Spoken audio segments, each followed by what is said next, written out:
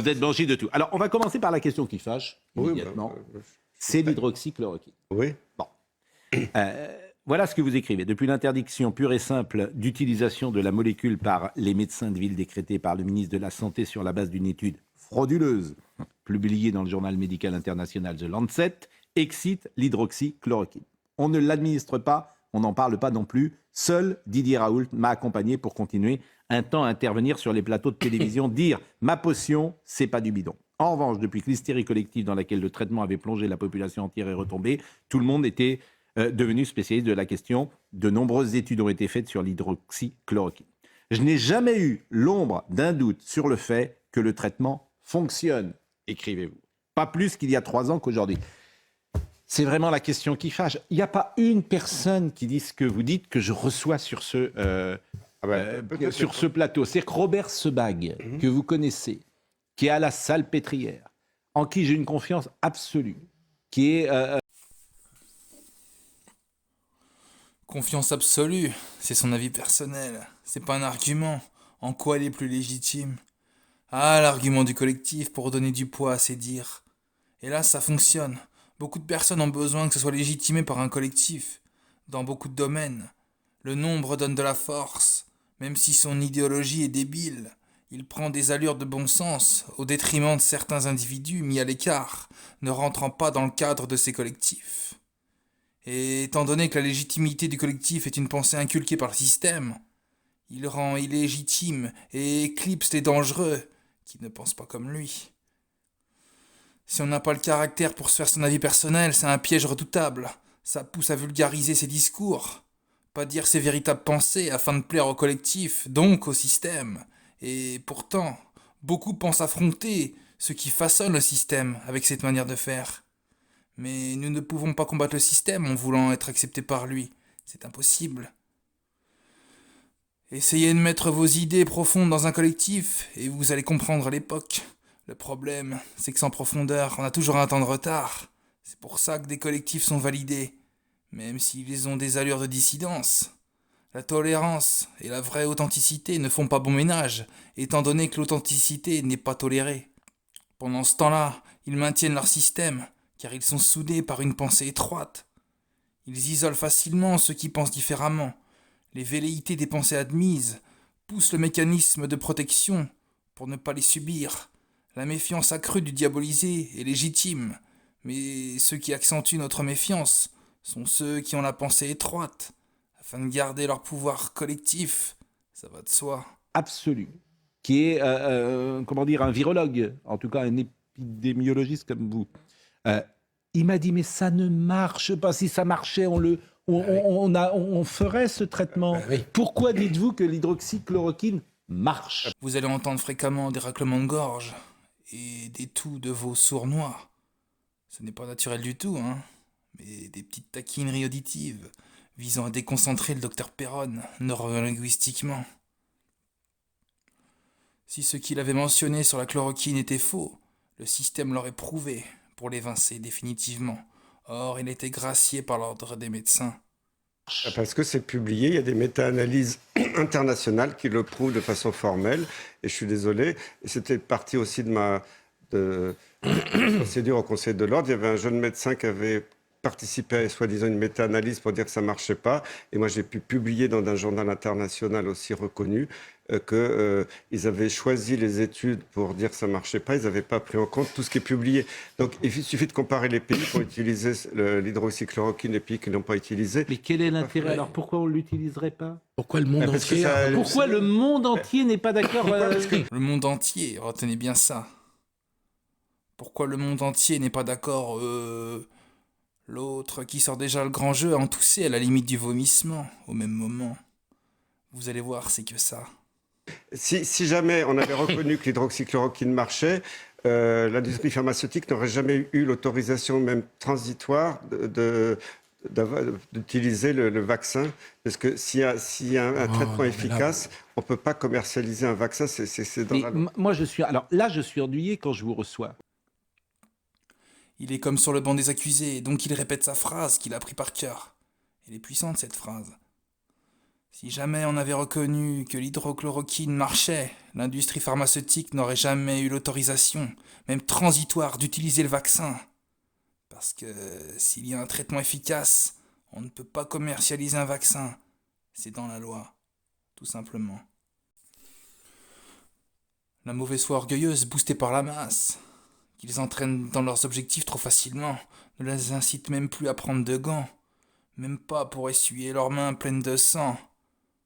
Leur arrogance ne peuvent qu'exprimer les arguments du non-sens, ne pouvant cacher l'amateurisme, même si son émission s'appelle l'heure des pros pour cacher la misère. Oui.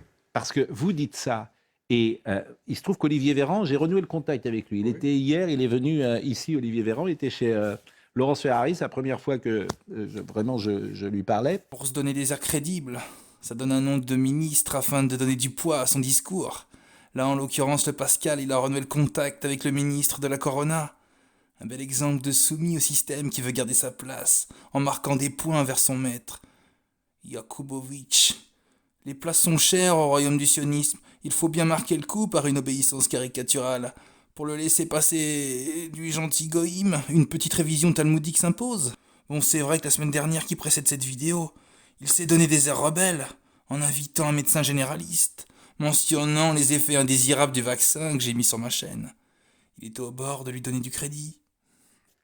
Depuis bien longtemps. Et s'il m'entend, il doit considérer que ce que vous dites est criminel. Ben non.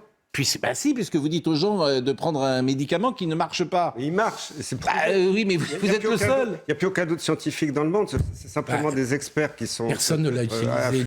Personne ne l'a utilisé, c'est complètement faux. Des chiffres témoignent en la faveur de la chloroquine à Marseille, quand Raoult pouvait encore en distribuer juste avant que ça soit retiré. Définitivement, je dis bien définitivement, étant donné qu'ils ont anticipé la diabolisation de la chloroquine avant que le corona circule en France. La chloroquine a été considérée dangereuse dans des timings frauduleux pour le bon sens.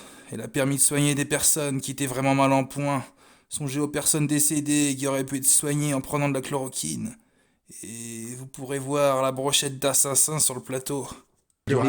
Mais pourquoi Robert Sebag, comme la Salpêtrière, pourquoi tous ceux que je connaisse disent le contraire? C'est l'influence des lobbies, je suis désolé. Non, vous pouvez pas On peut accuser, dire aujourd'hui monsieur. que l'hydroxychloroquine ne marche pas, je suis désolé. Au Vietnam, en Inde, partout, c'était utilisé de façon massive. Ouais. Ça a marché en Afrique, partout.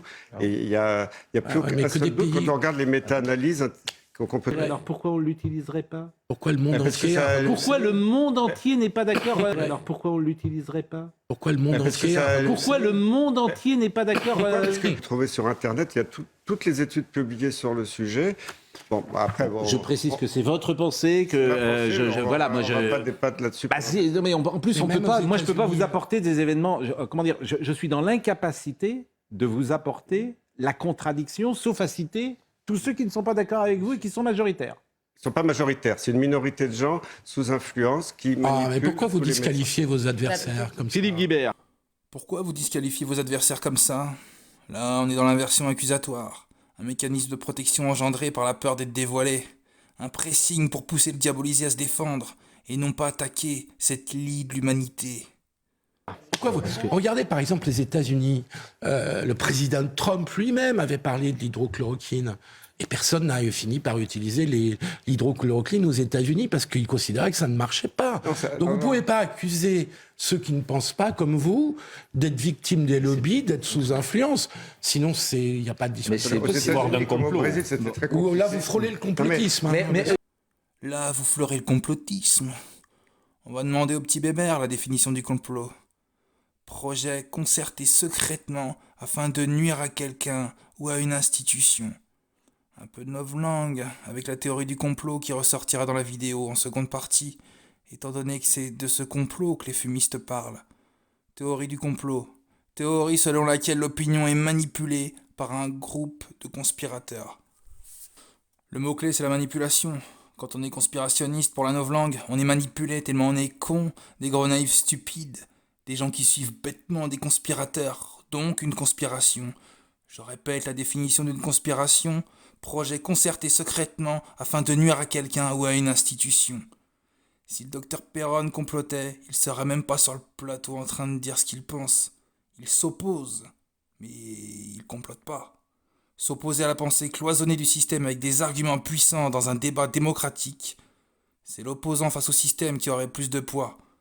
Mais ils utilisent la novlangue et ses raccourcis pour pas donner de crédit à l'opposant et faire passer le bon sens pour de la paranoïa, de la magie. Connaître le tour de passe-passe est primordial. Une vraie dissidence doit s'entraîner à contrer ces mécanismes sournois dans n'importe quelle branche à laquelle elle veut faire valoir ses droits et s'opposer au système, étant donné qu'elle sera confrontée à cette imposture. Conspirationniste, le mot magique pour sous-entendre qu'on est débile et parano, le 49.3 du petit dictateur qui n'a plus d'arguments face aux preuves lors d'un débat, une des dernières cartes de la petite fripouille qui défend son système. Dans la seconde partie, il jouera sa main la plus sournoise, celle du négationnisme, de l'intimidation. Au passage, je vous conseille un livre. Vous allez trouver énormément de similitudes stratégiques concernant le système, et donc le réseau, le théâtre de rue. C'est l'art de la guerre. Le livre de chevet des plus grands stratèges que vous voulez combattre. C'est toujours intéressant de voir les principes stratégiques de l'adversaire en détail, surtout quand l'ennemi s'efforce de biaiser l'observation, afin de ne pas être combattu de façon productive. Donc on a la preuve absolue dans le monde. Question de Philippe Guibert. Vous prenez toujours des exemples qu'on ne connaît pas, le Vietnam et l'Inde. Ben, c'est public. Prescrit à tous ceux qui étaient malades l'hydroxychloroquine Oui. ou l'ivermectine, on passait comme ça, tranquillement, Ah ben, sans on- les on confinements aurait et sans évité énormément rien. de décès, bien sûr. Et on n'aurait pas eu les 100 000 morts qu'on a eu. Ça, c'est votre analyse. C'est évident. En plus, il ne faut pas oublier qu'il y a plus beaucoup de virologistes au monde sérieux Un virus le fait. qui disent que le virus est naturel. Et c'est évident qu'il a été manipulé. Je rappelle les brevets de l'Institut Pasteur, les brevets de Chapel Hill en Caroline du Nord aux États-Unis. Et quel est le rapport entre les brevets? Je ne comprends pas. Parce qu'on a Le virus a été on a manipulé. modifié. Mais c'est officiel. Hein. Il y a des brevets à l'Institut Pasteur, des brevets à Chapel Hill. Ils ont modifié le virus du SRAS de la Chine, le virus qui est de la chauve-souris initiale. Oui. Bon, l'Institut Pasteur a reconnu. Ils ont dit oui, on a fait ça pour développer des nouveaux vaccins contre le sida. Oui, mais le Covid-19, par exemple. Eh il a oui, été- parce que le Covid-19 a été breveté à l'Institut Pasteur comme le SARS-CoV-2 en 2015. J'ai quand même. Vous avez convenu tout à l'heure que bon, vous êtes dans cette théorie selon laquelle c'est dans l'intérêt des lobbies, etc., donc le complotisme. Mais là, vous allez une strate plus loin en disant que c'est volontaire, que l'on a... Non, il ne dit pas ça non Ah ben, plus. oui, J'ai mais, pas dit ça. mais vous dites je n'ai pas la preuve Oui, mais j'ai que pas ça la ne preuve. soit pas le cas. Ben alors, il faut- C'est la théorie des négationnistes, je n'ai pas la preuve que, Écoutez, etc. Enfin, c'est en tout effrayant, cas, hein, excusez-moi, mais-